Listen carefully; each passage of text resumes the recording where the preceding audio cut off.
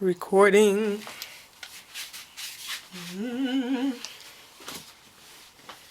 Hi, my name is Jaja and I'm the director of Still Not Ready, and this is the director's process.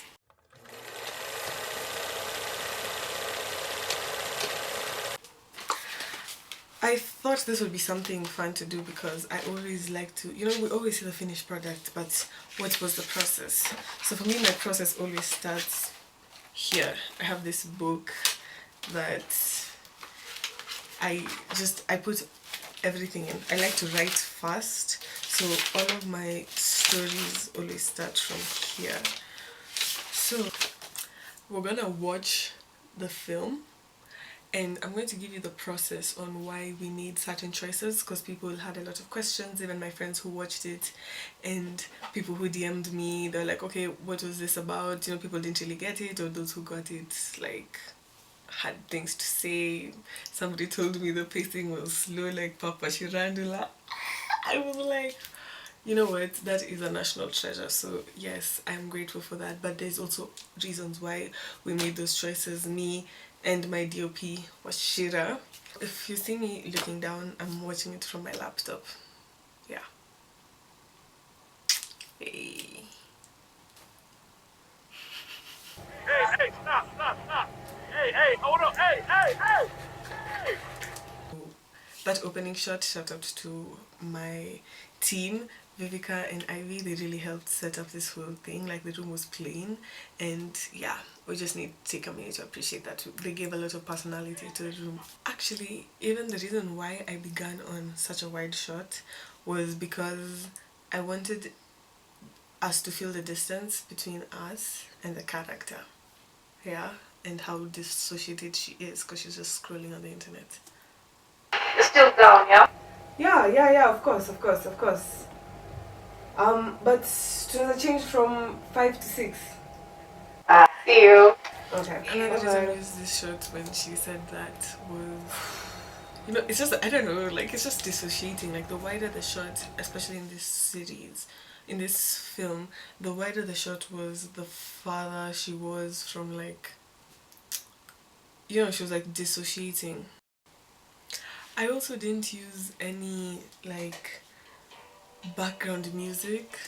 I didn't use any background music in majority of the beginning part of the film because I really wanted us to feel that silence, that when you isolate yourself and it's just so quiet. I really wanted us to feel that space. And for some people were like, okay, but I'm also not a huge fan of like background music playing throughout a film. I feel like sometimes the silence is great, and I was also the editor for this film, so I got to make those choices. This shot was specifically hard to shoot because we didn't have any of those like cool headgear equipment.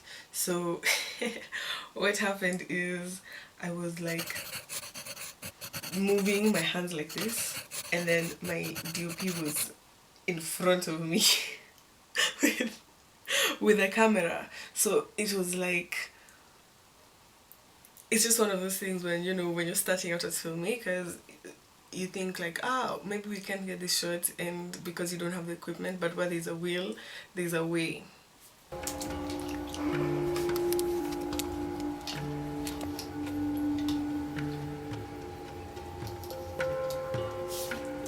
I also liked a lot of like physical sound in the film, so you get to hear that, even like the clothes ruffling and all of that. But if you notice, when she started changing, that's when the music has slowly begun to build. That's, like those subtle things, like no one notices, but it's intentional. It's so awkward watching myself, like.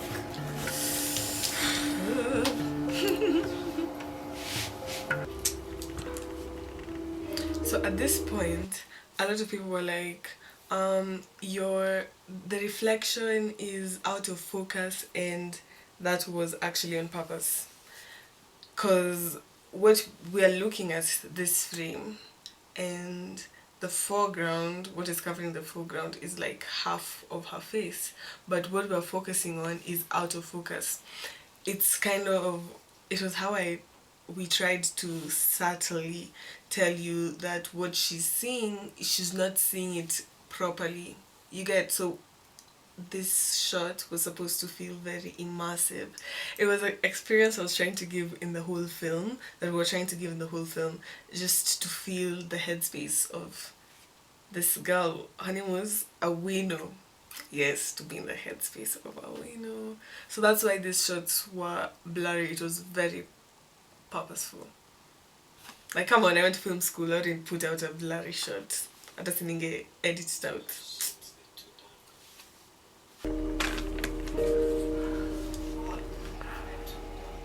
So now we move from looking at her through her to actually looking at her, you know? So I wanted this shot to be a close-up. Like right here, majority of my notes, it was just close-ups, extreme close-ups, all of that. Oh my god. And if you notice, the music has gotten just a little bit louder. Those are those things that if you pick up, hey, then you're in the know. I think that's why videos like this are important, so that you can also watch the movie again with more appreciation of it from the point of view that it was created.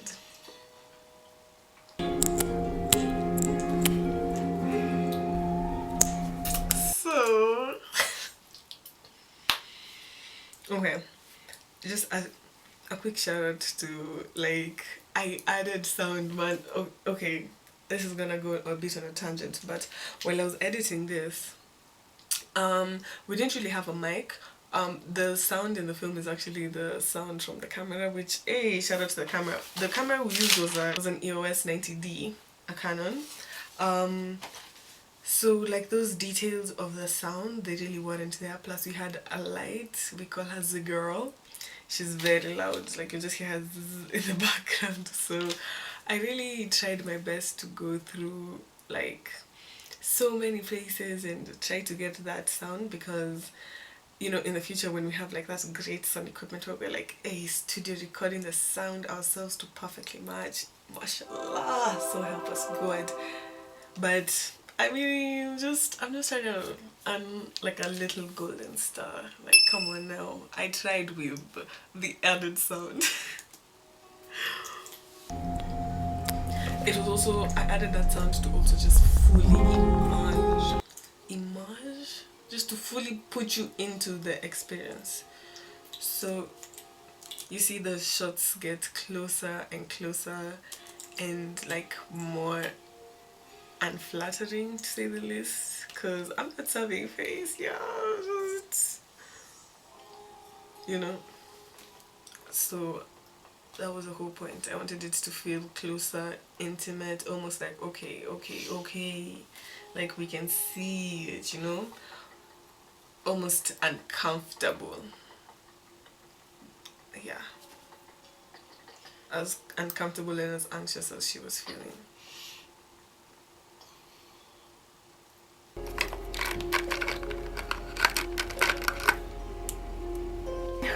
Actually, some of this sound I actually recorded myself, like the eyeliner I did it with like a pencil and then tried to like mute it.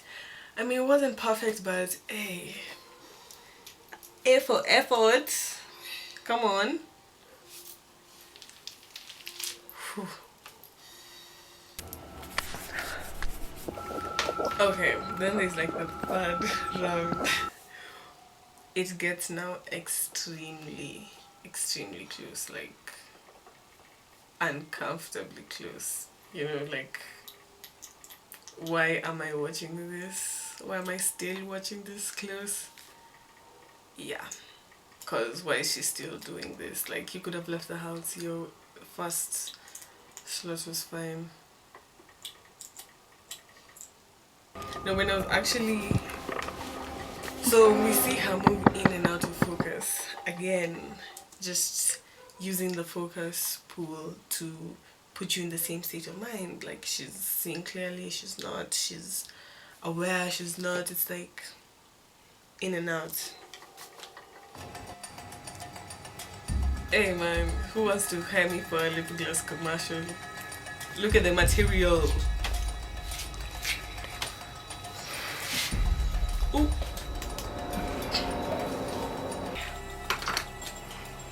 Okay, so now we have like an aerial view again to give us that isolation. She keeps coming close and going away and coming close and going away.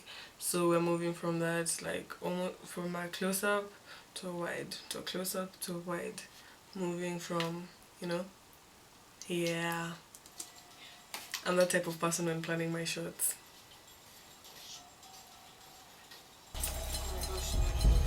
But as she starts to crash out, I specifically asked for a handheld shot so we can match that chaos in her mind. Like I was telling my DP was like, hey, hey, hey, you know, like let's get chaotic. Yeah.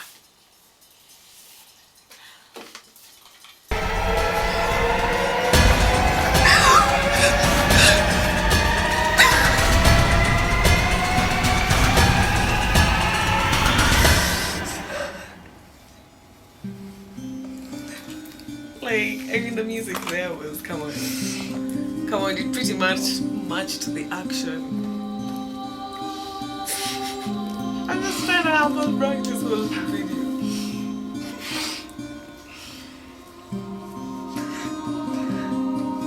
So the music gets calm when she's coming to terms with, you know, like, it is what it is, man.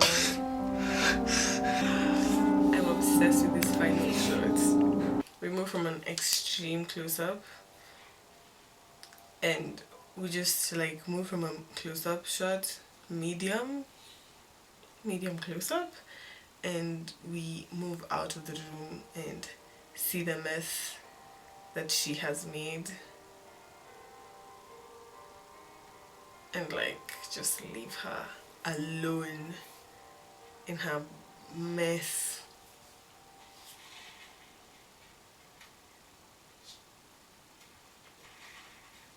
And then she's like, deuces.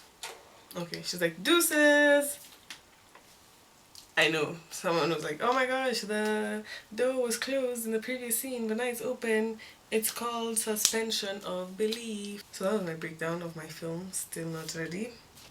I hope watching this would help you maybe understand it better if you didn't understand it, or have a different appreciation of it, or watch and pay attention to these things, because as filmmakers, most of us usually put a lot of intentionality into our films, and these are things that may go unnoticed because you probably don't understand, like as a viewer, you probably, you know, you don't know the process of like the people who created it. So I think showing the process also helps you guys understand and appreciate it a lot more than just putting out this film. And I think it would also just be great to interact with people and be like, oh yeah, I thought this and I thought that, because everybody has a different interpretation when they watch basically anything. So I thought this would be a fun thing, and usually there's like a lot that goes on. I have like, these are my notes on the film and even the other film I did, Closer. These are like the notes on it. So I just wanted to share this so that this part also doesn't go unnoticed or unheard, and also because I know this may not be like the greatest film out there ever, or maybe it's even the worst film you've ever watched, but there was a process behind it, and you know what we do respect here? We respect the process. So I hope this was something entertaining or educational or revelational, motivational, unconditional.